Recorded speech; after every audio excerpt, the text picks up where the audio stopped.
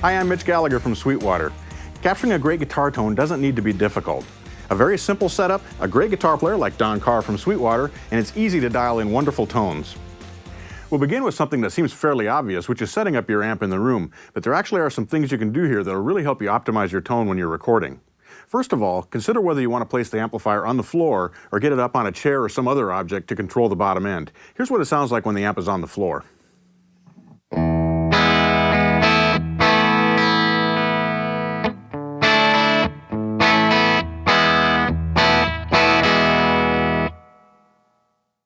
Now this is what it sounds like when we get the amplifier up on the chair. Now we're accomplishing a couple of things by doing this. First of all, we're decoupling the amplifier from the floor, and we're also preventing the microphone from picking up reflections of the sound coming off the floor. Let's listen to this.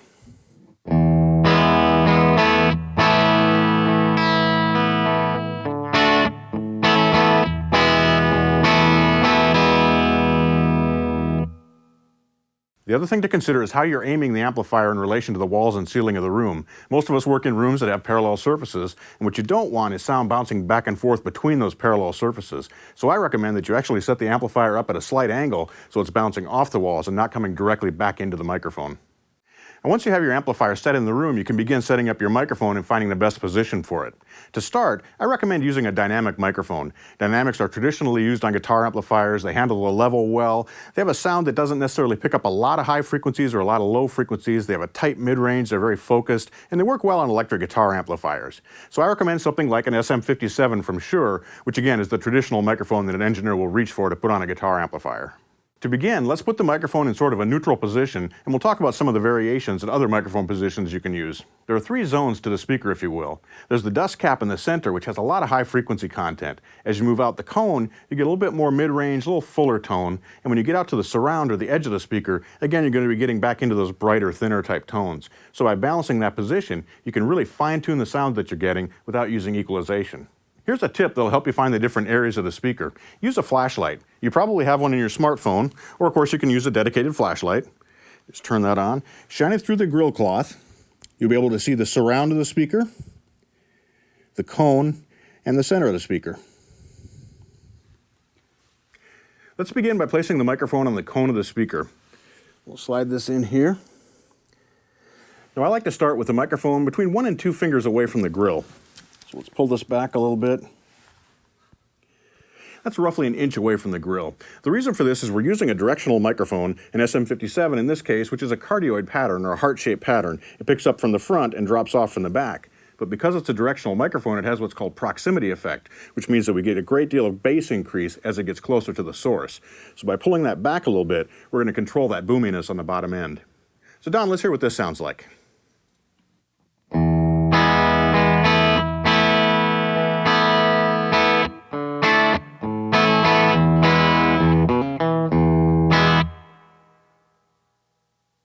Now let's move the microphone to the center of the speaker. I'm still the same distance from the grill cloth. Don, go ahead and demonstrate this sound.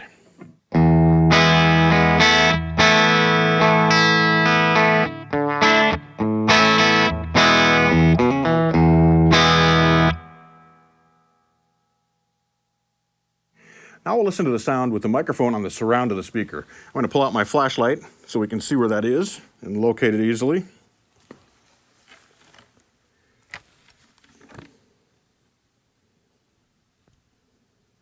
Don, let's check out what this sounds like in this position.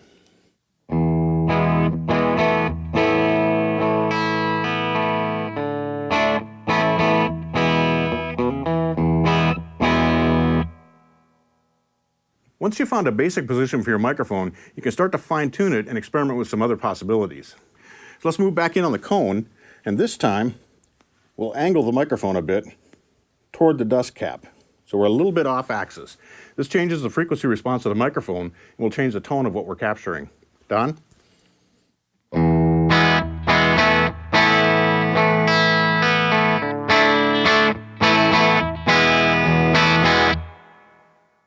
Just changing the position of the microphone a tiny amount can have a dramatic effect on the tone. What I'll do now is demonstrate that for you by hand holding the microphone and moving it back and forth across the speaker.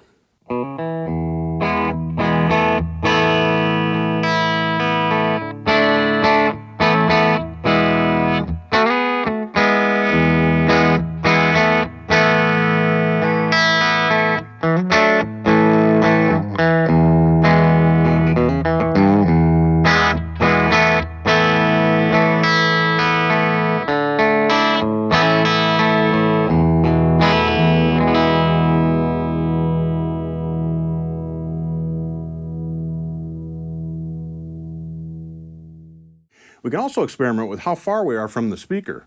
I've got the microphone placed pretty much right up on the speaker. We're on the cone of the speaker. Don will play, and then I'll move it back about a foot, and we'll listen to that. So Don, go ahead.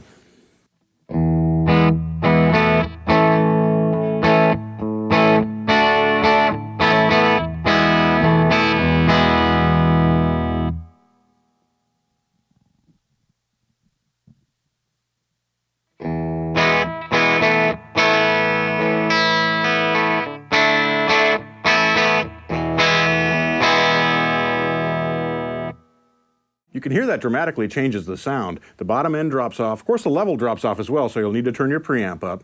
But it does really give you a more natural overall view of what's happening in the amplifier, as opposed to being very close up on the speaker.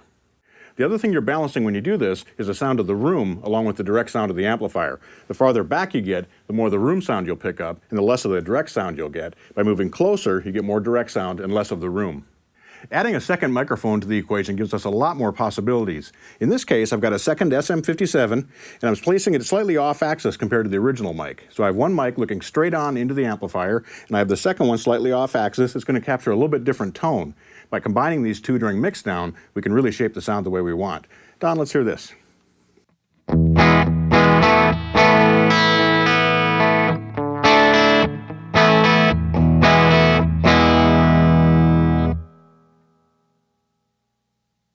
Now, one thing to be careful of when you're using multiple microphones is that the signals are in phase. This means that the sound waves arrive at the diaphragms of the two microphones at the same time. If they're out of time, you get cancellations and the tone will change. There are other things you can do with two microphones as well. For example, we could place one microphone on the center and one microphone on the cone, placing them the same distance away from the amplifier so that they remain in phase.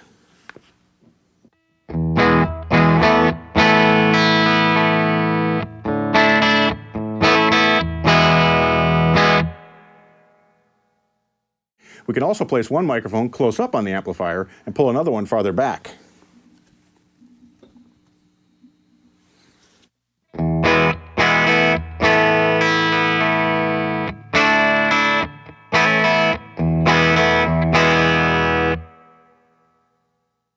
Now, phase is still an issue when you're using a close mic and a far mic. You want to make sure that those two microphones are in phase so you're getting the strongest possible signal with no cancellations. Record the two microphones each to their own track in your DAW, and then you can balance the level of those two microphones against one another later when you're mixing down. We could also pull our distance microphone way back. We could place it 5 feet, 10 feet, way up in the corner of the room. This allows us to create much more ambience and get a washier sound along with the direct signal that's coming from the amplifier, and then you can balance that to get a natural reverb. And we're not limited to just dynamic microphones either. You could use a ribbon microphone. Ribbons sound great on guitar amps. A condenser mic sounds great as a distance microphone, and it can sound great close up as well. So even with a simple setup like this, with one or two microphones, you'll easily be able to capture great guitar tones.